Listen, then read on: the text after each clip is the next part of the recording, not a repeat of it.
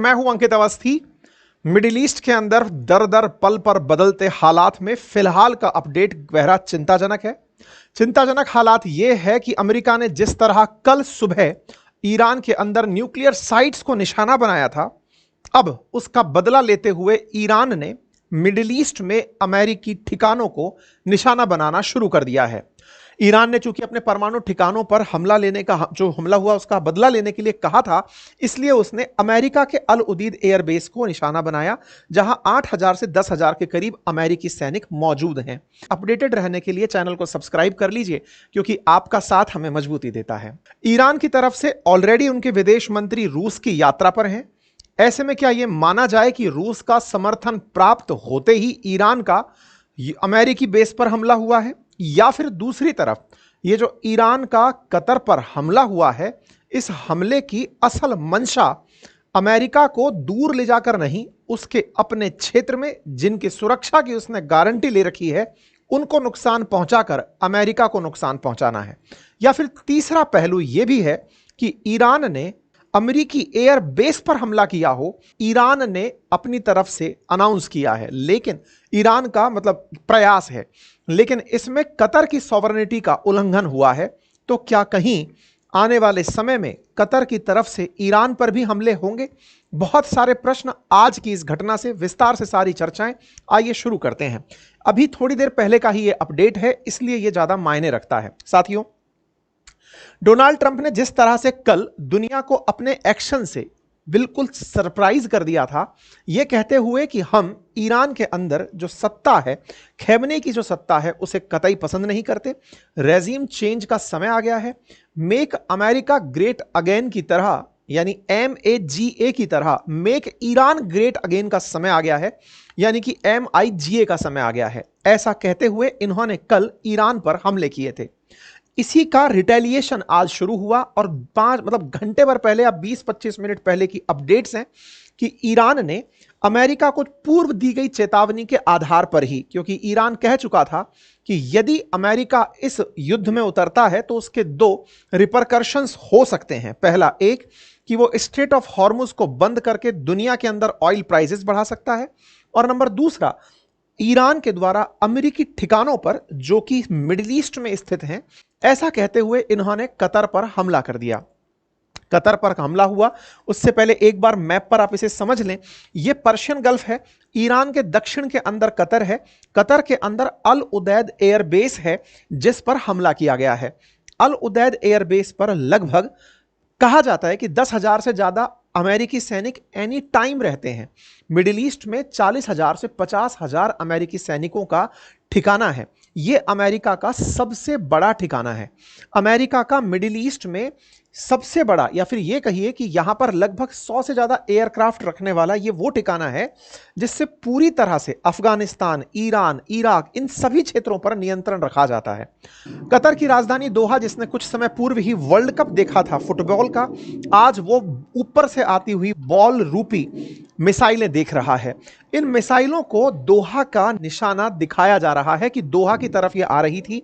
Qatar छोटा सा देश है, कैपिटल दोहा है। ऐसे में दोहा में लोग इन मिसाइलों को आते हुए देख रहे हैं और इनको टारगेट होते हुए देख रहे हैं। आसमान में ही कतर के एयर डिफेंस ने इन्हें न्यूट्रलाइज कर दिया। ये तस्वीरें दोहा की बताई जा रही हैं। चूंकि इस घटना को बीते अभी 1 घंटा ही हुआ है, ऐसे में इस घटना की जो तस्वीरें हैं वो सोशल मीडिया पर तेजी से प्रसारित हो रही हैं, लेकिन फिर भी हम इन सभी तस्वीरों में मोस्ट वेरीफाइड तस्वीरें आपके साथ साझा कर रहे हैं। चूंकि इन हमलों की दोनों ही तरफ से, मतलब एक तरीके से अमेरिका की तरफ से भी, कतर की तरफ से भी इसका अनाउंसमेंट हो चुका है कि हमारे ऊपर हमला हुआ है, भारत की तरफ से भी हो चुका है कि ऐसा कुछ हो रहा है, इसलिए हम ये तो मानते हैं कि यहां पर हमले हुए हैं। ईरान ने चूंकि अपने परमाणु ठिकानों पर हमला लेने का जो हमला हुआ उसका बदला लेने के लिए कहा था, इसलिए उसने अमेरिका के अल उदीद एयरबेस को निशाना बनाया, जहां 8,000 से 10,000 के करीब अमेरिकी सैनिक मौजूद हैं। यहां पर खबरें हैं, the competent Qatar authorities announce the temporary suspension. अच्छा, इसकी शुरुआत भी बड़ी इंटरेस्टिंग थी, और शुरुआत यह थी कि कुछ समय पहले ही थोड़ी देर पहले ही हुआ यह था कि कतर ने अपना एयर स्पेस बंद कर दिया था। एयर स्पेस बंद किया और सायरन बजाना शुरू कर दिया था। इसका मतलब यह माना गया कि कतर को यह जानकारी लग गई थी कि उसी के ऊपर हमला होने वाला है। अल उदैद एयरबेस जो कतर के अंदर है उसे टारगेट किया जा रहा है। इससे एक बड़ा सवाल निकला, आपको क्या लगता है कि अमेरिकी बेस को निशाना बनाना कतर के अंदर अमेरिका के ईरान के लिए इतना आसान रहा होगा? देखिए, इस हमले भले ही न्यूट्रलाइज हो गए हों, लेकिन ईरान ने अपना सिंबॉलिक संदेश दे दिया कि हम इस बात से नहीं डरते कि हम आपके यहां पर हमला कर सकते हैं।